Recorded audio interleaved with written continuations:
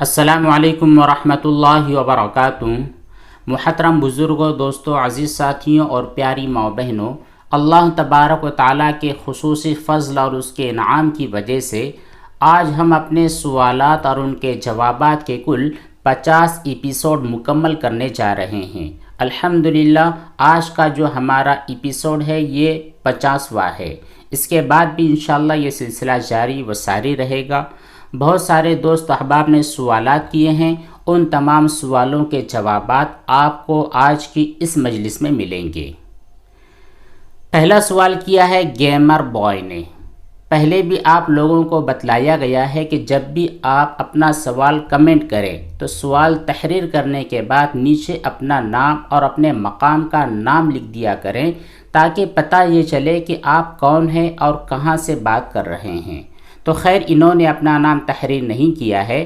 بہرحال ان کا سوال یہ ہے کہ بھائی کپڑے کو ایک بار صرف میں دھونے کے بعد، ایک بار صاف پانی کو واشنگ مشین میں دھونے کے بعد نچوڑنے سے پاک ہو جاتا ہے؟ آپ کا سوال کچھ اس طرح نہیں ہے جو ہمیں سمجھ میں آ سکے۔ کچھ ایسی باتیں آپ نے بتلائی ہے جس سے یہ اندازہ ہو رہا ہے کہ گویا آپ یہ کہنے کی کوشش کر رہے ہو کہ آپ نے واشنگ مشین کے باہر ایک مرتبہ دھویا اور واشنگ مشین میں ایک مرتبہ دھویا اور سمجھ رہے ہیں کہ کپڑا پاک ہوا ہے یا پاک نہیں ہوا ہے۔ اگر واقعتاً ایسا ہی آپ کا سوال ہے تو پھر اس صورت میں یاد رکھیں، اگر آپ کے کپڑوں پر ایسی نجاست تھی جو کہ نظر آنے والی تھی اور ان دونوں مرتبہ دھونے کی وجہ سے وہ نجاست صاف ہو چکی ہے، کپڑوں پر کوئی بھی نجاست کا اثر باقی نہیں ہے، تو آپ بے فکر ہو جائیں، آپ کا کپڑا پاک ہو چکا ہے۔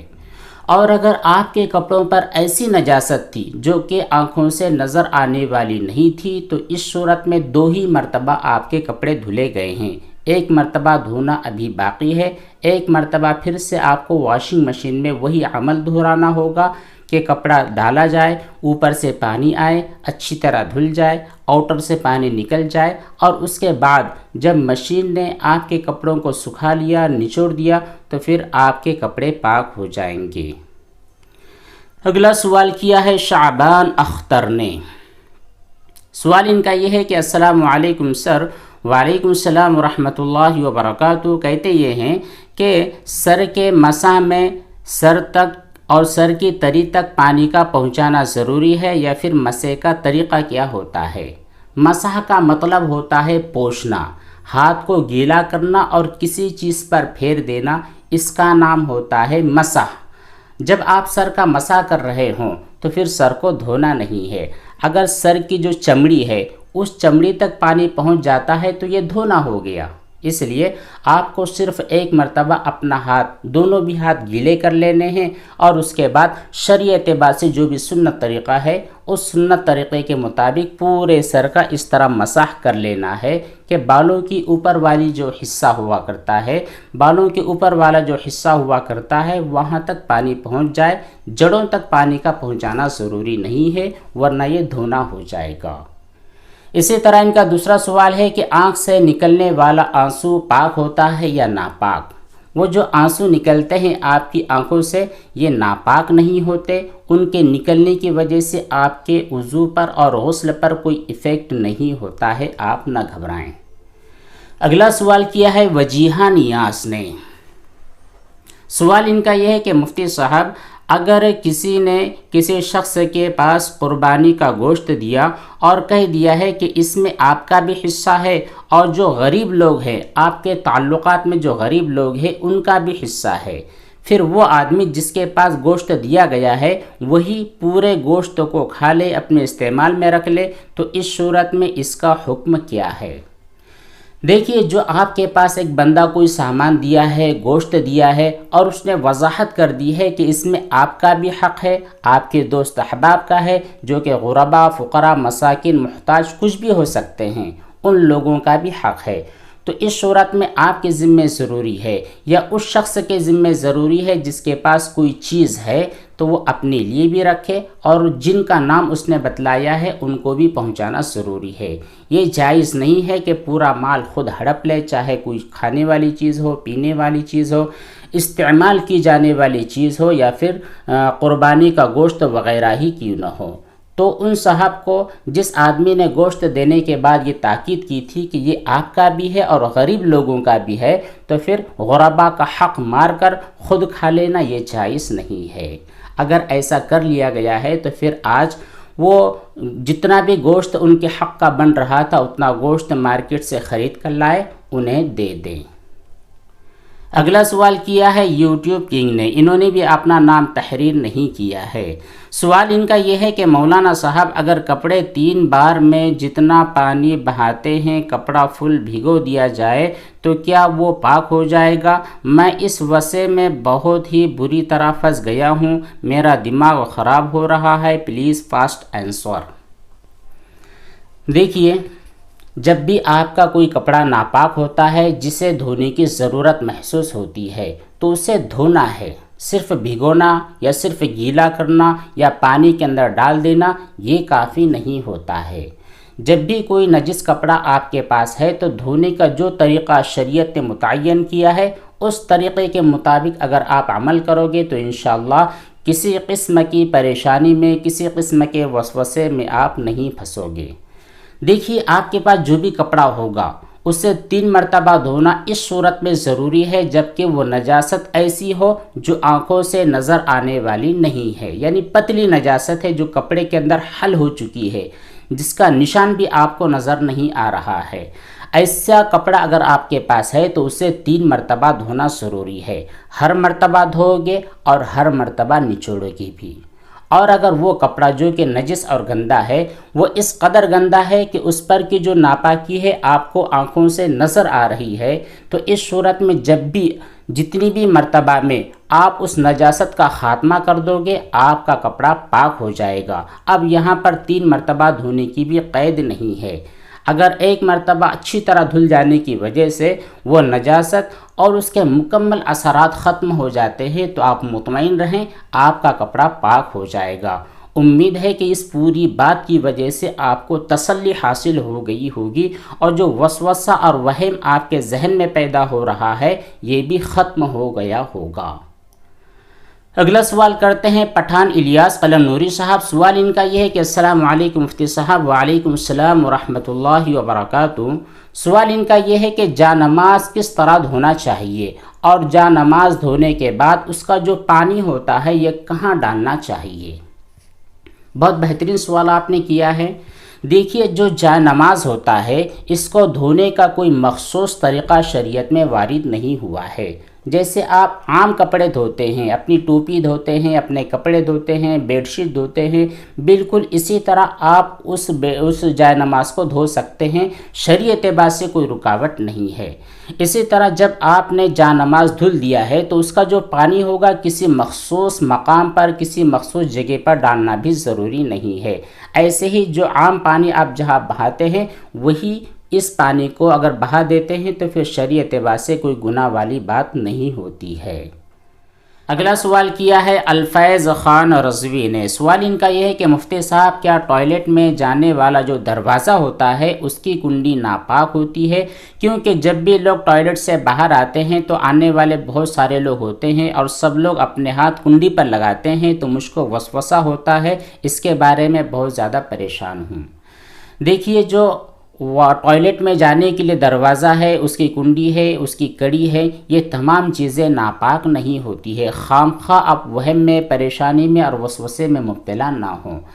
جب کوئی آدمی ٹوائلٹ میں گیا، مان لیجیے آپ ٹوائلٹ میں بیٹھے ہیں، آپ اطمینان سے فارغ ہو چکے ہیں، فارغ ہونے کے بعد آپ نے استنجا کیا ہے تو استنجا آپ نے ظاہر بات ہے اپنے ہاتھوں سے کیا ہے اور ہاتھ سے اپنی نجاست کو آپ نے صاف کیا ہے۔ جب نجاست کو آپ نے ہاتھ سے صاف کیا ہے اور آخر میں آپ نے اپنے ہاتھوں کو بھی دھو لیا ہے تو آپ کے ہاتھ پاک ہو چکے ہیں۔ اب ہاتھوں کے پاک ہونے کے بعد جو بھی آپ کام کر رہے ہوں، آپ کے پاس موبائل تھا جو اوپر رکھا تھا وہ اٹھا کر آپ نے اپنے جیب میں رکھ لیا، آپ کی ٹوپی تھی اس کو آپ نے ہاتھ لگایا، اسی طرح آپ کا قلم جس کو آپ نے اندر ہی چھوا ہے وہ بھی پاک ہے۔ اسی طرح جتنی بھی چیزیں آپ نے ہاتھ دھونے کے بعد ان کو ٹچ کیا ہے، کوئی بھی چیز ناپاک نہیں ہوئی ہے۔ جب یہ تمام چیزیں ناپاک نہیں ہوئی تو پھر باہر آنے کے لیے، اندر جانے کے لیے جس کڑی اور کنڈے کا آپ نے استعمال کیا ہے، جس کو ٹچ کیا ہے، ہاتھ لگایا ہے، پھر باہر آنے کے بعد اپنے ہاتھوں کو اور اپنے پیروں کو دوبارہ دھونے کے لیے کسی نل کو آن کیا ہے اور اس کی ٹوٹی کو ہاتھ لگایا ہے، تو آپ مطمئن رہیں کوئی بھی چیز بالکل ناپاک نہیں ہوگی، خامخواہ کہ آپ وسوسے، وہم اور پریشانی میں مبتلا نہ ہوں۔ اس کے بعد اگلا سوال کیا ہے انور خان نے۔ سوال ان کا یہ ہے کہ محرم میں براق بٹھانا کیسا ہے؟ محرم یہ ایک قابل احترام مہینہ ہے۔ اللہ تبارک و تعالیٰ کے نزدیک پسندیدہ مہینوں میں سے ایک مہینہ محرم الحرام ہے۔ اس لیے محرم کے مہینے میں جو نیک اعمال ہو سکتے ہیں، نیکی کے اور کامیابی کے جو کام ہوا کرتے ہیں، وہی کام آپ کو کرنا ہے۔ جن کی تعلیمات نبی کریم صلی اللہ علیہ وسلم نے ہمیں دی ہے، وہ تمام کام اس مبارک مہینے میں کرنے ہیں۔ خاص طور پر اس مہینے کا جو مبارک کام ہوتا ہے وہ 9 اور 10 یا پھر 10 یا 11 محرم الحرام کے روزے رکھنا ہے۔ ان روزوں کو آپ کو رکھنا ہے۔ اسی طرح غربا، فقراء، مساکین، محتاج، ان لوگوں کو کثرت سے کھلانا ہے، پلانا ہے، صدقہ خیرات میں بڑھوتری کرنی ہے، گھر والوں کو زیادہ سے زیادہ کھلانا ہے۔ یہ جو نیک کام ہے، ان نیک کاموں کے اندر سبقت کرنا ہے، آگے بڑھنا ہے۔ ایسے ہی جو فضول کام ہوتے ہیں، سواریاں بٹھانا ہے، براق اڑانا ہے، یہ جو تمام چیزیں ہیں، یہ بدعات ہے، خرافات ہے۔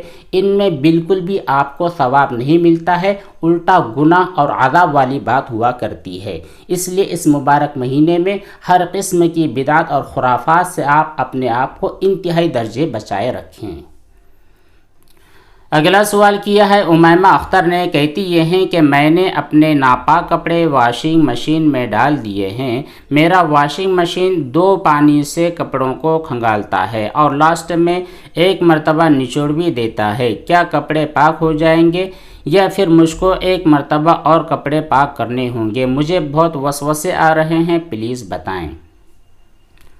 واشنگ مشین جب آپ اس میں اپنے کپڑوں کو دھوتے ہیں تو بہت ساری واشنگ مشین ایسی ہوتی ہے جو فلی آٹومیٹک ہوتی ہے، کچھ سیمی آٹومیٹک ہوتی ہے، کچھ ایسی ہی بالکل نارمل ہوا کرتی ہیں۔ تو کسی بھی اعتبار سے کوئی بھی مشین آپ کے پاس موجود ہو، آپ خیال کریں کہ جن کپڑوں کو آپ دھو رہے ہیں، اگر آپ کے پاس پاک اور ناپاک دونوں کپڑے مکس ہیں، تو اس صورت میں جو ناپاک کپڑے ہیں ان کو باہر ہی 1 مرتبہ اچھی طرح دھو لیں کہ ان پر کی نجاست اور گندگی ختم ہو جائے۔ پھر بعد میں مکمل پاک اور ناپاک کپڑے دونوں ایک ساتھ دھوئیں۔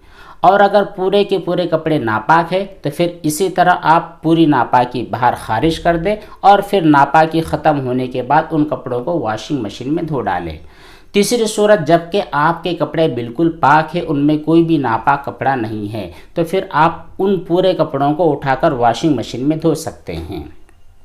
پہلی والی جو 2 صورتیں تھیں، آدھے کپڑے پاک تھے، آدھے ناپاک تھے، یا پھر مکمل کپڑے ناپاک تھے، اگر ایسے کپڑوں کو آپ واشنگ مشین میں دھو رہے ہیں تو ضروری ہے کہ آپ 3 مرتبہ وہ جو دھونے کا طریقہ ہوتا ہے شرعی اعتبار سے جو آپ کو پہلے بھی بتلایا گیا ہے کہ 1 مرتبہ آپ نے کپڑوں کو واشنگ مشین میں ڈال دیا، پانی اوپر سے آن ہو چکا ہے، اندر اچھی طرح کپڑے دھل جا رہے ہیں، کھنگال لیے جا رہے ہیں، اور لاسٹ میں آؤٹر سے پورا پانی باہر نکل جا رہا ہے، اور پھر جو کپڑے تھے وہ کپڑے اندر ہی اندر مکمل طور پر نچوڑ دیے گئے ہیں، اس طرح کہ اب کوئی بھی قطرہ اس میں باقی نہیں ہے۔ یہ عمل اور یہ پروسیس جب 3 مرتبہ ہوگا تو آپ کے کپڑے پاک ہو جائیں گے۔ لیکن اگر 2 مرتبہ واشنگ مشین میں کپڑے کھنگالے گئے ہیں تو تیسری مرتبہ اگر آپ باہر کھنگالنا چاہتے ہیں اور باہر ہی نچوڑنا چاہتے ہیں تو یہ کام بھی آپ بالکل کر سکتی ہیں، آپ کے کپڑے دونوں صورتوں میں پاک ہو جائیں گے۔ اب ایک سوال اور کیا ہے گیمر بوائے نے۔ سوال ان کا یہ ہے کہ اور جو کپڑے 3 بار فل پانی سے بھگو دیے گئے ہیں اور دھوپ میں سکھا دیے گئے، پھر بعد میں واشنگ مشین میں دھو دیے گئے ہیں، تو پھر کیا کپڑے پاک ہو جائیں گے؟ دیکھیے، جب بھی آپ کو کپڑا دھونا ہے تو شرعی اعتبار سے جو طریقہ بتلایا گیا ہے جو شرعی اصولوں کے مطابق جیسے جیسے آپ کے کپڑے پاک ہوتے ہیں ان طریقوں کے مطابق ہی دھونا ہے۔ آپ نے جو کام کیا ہے کہ پہلے 3 بار پانی میں کپڑے بھگو دیے، تو یہ 3 مرتبہ پانی میں کپڑے بھگونے والی بات سمجھ میں نہیں آتی ہے۔ کپڑے جو بھگائے جاتے ہیں 1 مرتبہ میں بھی بھیگ جاتے ہیں، 3 مرتبہ بھگانے کی کوئی ضرورت نہیں تھی۔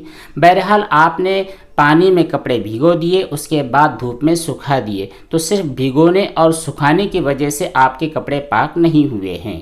اب بعد میں آپ نے جو واشنگ مشین میں ان کپڑوں کو ڈال دیا اور شرعی اصولوں کے مطابق جو 3 مرتبہ پروسیس ہوتی ہے دھونے کی، اس طریقے کے مطابق واشنگ مشین میں کپڑوں کو دھویا ہے، سکھا دیا ہے، تب آپ کے کپڑے پاک ہو جائیں گے، اسے استعمال کر سکتے ہیں۔ ندا یعقوب کہتی یہ ہیں کہ ایسی نجاست گدے پر لگی ہے جو کہ بالکل معمولی سی ہو، گدے کی تہ میں نہ گئی ہو، تو اس کو گیلے کپڑے سے پوچھ سکتے ہیں یا نہیں؟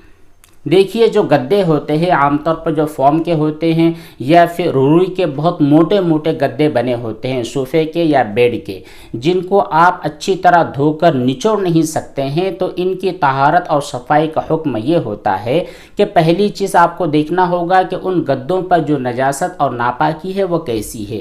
اگر لکوڈ نجاست ہے جو کہ گدا اس کو جذب کر لیتا ہے، اپنے اندر سکھا لیتا ہے، ایسی کوئی نجاست اس پر گری ہے تو اس صورت میں صرف پوچھ دینے کی وجہ سے وہ گدا پاک ہونے والا نہیں ہے۔ بلکہ مان لیجئے 4 کونے ہیں، 4 اس کے کارنرز ہے، ایک کارنر کے اوپر پیشاب گرا ہے، تو آپ اس کو باہر لے کر جائیں، جو اس کے 3 کارنر سے تھوڑا اوپر اٹھا لیں، اونچا کر لیں، اور جس کارنر پر پیشاب گرا ہے وہاں پر اتنی زیادہ مقدار میں پانی ڈالیں کہ اس کے اندر جو نجاست گئی ہے وہ مکمل طور پر باہر آ جائے۔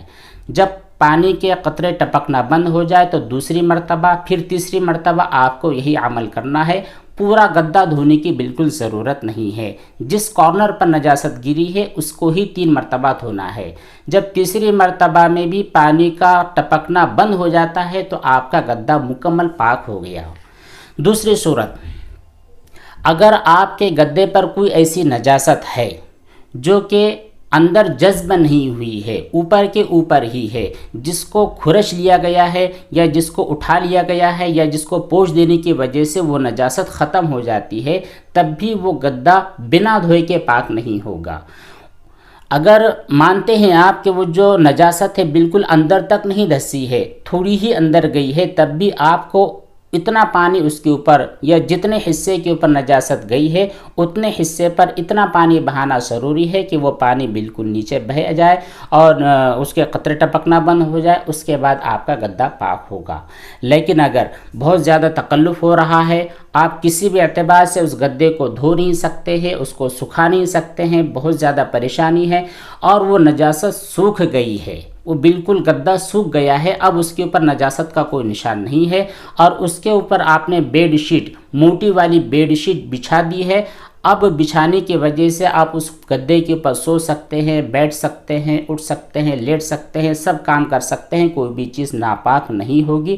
البتہ اس بیڈ پر جو گندی جگہ تھی، جس جگہ پر پیشاب وغیرہ یا کوئی ناپاکی گری تھی، اس جگہ پر، اس مخصوص جگہ پر آپ نماز ادا نہیں کر سکتے۔ بقیہ جو گدا ہوگا، گدے کے جو دوسرے حصے ہوں گے وہ آپ کے استعمال میں آ سکتے ہیں۔ مفتی صاحب، کیا گانا سننا کبیرہ گناہ ہے؟ جو گناہ بار بار کیا جاتا ہے چھوٹا سمجھ کر، وہ بعد میں کبیرہ گناہ بن جاتا ہے۔ کیا گانا سننے میں بھی یہی بات لاگو ہوتی ہے یا گانا سننا کبیرہ گناہ نہیں ہے؟ عریب شیخ ہریدوار۔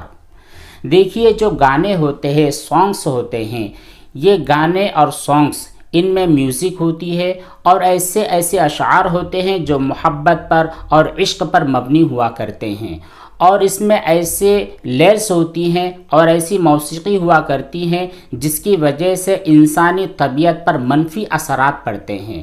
بعض دفعہ ان اشعار میں ایسی باتیں ہوتی ہیں جو کفریہ ہوتی ہیں۔ بہت سارے گانے ایسے ہیں، ان کے اشعار ایسے ہیں جن کو کہنے کی وجہ سے یا جن کو سننے کی وجہ سے اور ان کو بالکل دھیان اور توجہ کے ساتھ سننے کی وجہ سے ان کے جو معانی نکلتے ہیں، ان معانی پر غور و فکر کی وجہ سے آدمی اسلام سے خارج ہو جاتا ہے، ملحد اور بے دین ہو جاتا ہے۔ اس لیے ان تمام گانوں سے بچنا ہر ایک مسلمان کی اولین ذمہ داری ہے۔ خاص طور پر ہمارے جو نوجوان نسل ہے، لڑکے ہیں، لڑکیاں ہیں، یہ گانوں کو سننا کوئی عیب نہیں سمجھتے، بلکہ وہ یہ سمجھتے ہیں کہ یہ تفریح کے لیے ہے یا پھر ایسے ہی ہمارے ٹائم پاس اور وقت کو گزارنے کے لیے گانے ہوا کرتے ہیں۔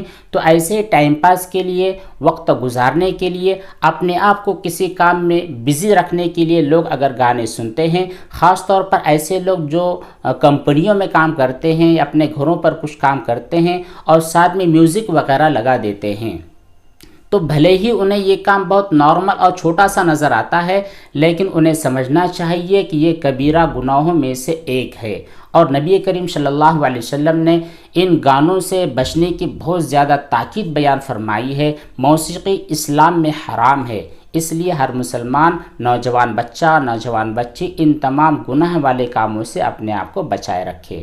اور ان گانوں کے اندر ایسے لیئرز ہوا کرتی ہیں، ان کے بیک گراؤنڈ میں ایسی باریک باریک میوزک ڈالی گئی ہے جن کی وجہ سے آدمی کبھی کبھی دین اسلام سے خارج ہو جاتا ہے، اس کے ذہن میں ایسے منفی اثرات بیٹھ جاتے ہیں، ایسے نگیٹو اثرات بیٹھ جاتے ہیں جن کی وجہ سے وہ ایسے ایسے کام کر جاتا ہے جس کا اس نے اپنی زندگی میں تصور بھی نہ کیا ہو۔ یہ جتنے غلط کام ہوا کرتے ہیں، چوری ہے، ڈکیتی ہے، اپنی نگاہوں کی حفاظت نہ کرنا ہے، لڑکیوں پر اور لڑکوں پر غلط نظر ڈالنا ہے، فحش فلمیں دیکھنا ہے، یہ تمام چیزیں ان گانوں سے ہی وجود میں آتی ہے۔ اس لیے ان تمام گانوں کا سننا ہر ایک مسلمان کے لیے حرام ہے، ناجائز ہے۔ اپنے آپ کو، اپنی اولاد کو حد درجے ان گانوں سے بچانا ضروری ہے۔ اللہ تبارک و تعالیٰ سے دعا کرتے رہیں کہ ہم تمام کو عمل صالح کی توفیق عطا فرمائے۔ یہ تھے چند سوالات اور ان کے جوابات جو آپ کی خدمت میں پیش کیے گئے ہیں۔ آپ تمام بھائیوں اور بہنوں سے گزارش ہے کہ ان تمام معروضات کو خود بھی سنیں، اپنے دوست احباب کو بھی سنائیں، اور اسی طرح اگر آپ کسی چیز کے بارے میں جانتے نہیں ہیں، کسی چیز کے بارے میں، کسی حکم کے بارے میں آپ مسئلہ معلوم کرنا چاہتے ہیں، تو بالکل صاف ستھرے انداز میں تحریر کریں اور کمنٹ کر دیں، اور کمنٹ کرنے کے بعد اپنا نام اور اپنے مقام کا نام ضرور تحریر فرما دیں، تاکہ جب ہم سوال سنائیں تو پتہ یہ چلے کہ ہم کن سے مخاطب ہو رہے ہیں۔ دعا ہے کہ اللہ تبارک و تعالی ہم تمام کو اپنے حفظ و امان میں رکھے۔ آمین۔ والسلام علیکم ورحمۃ اللہ وبرکاتہ۔